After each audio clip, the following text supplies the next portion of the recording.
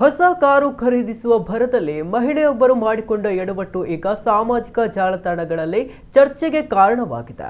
Test drive ಮಾಡುವ ವೇಳೆ ಕಾರಿನ ನಿಯಂತ್ರಣ ಕಳೆದುಕೊಂಡ ಮಹಿಳೆಯೊಬ್ಬರು ಕಾರನ್ನ ನೇರವಾಗಿ ವಿದ್ಯುತ್ ಕಂಬಕ್ಕೆ ಡಿಕ್ಕಿ ಹೊಡೆಸಿರುವ ಘಟನೆ ಬೆಂಗಳೂರಿನಲ್ಲಿ ನಡೆದಿದೆ.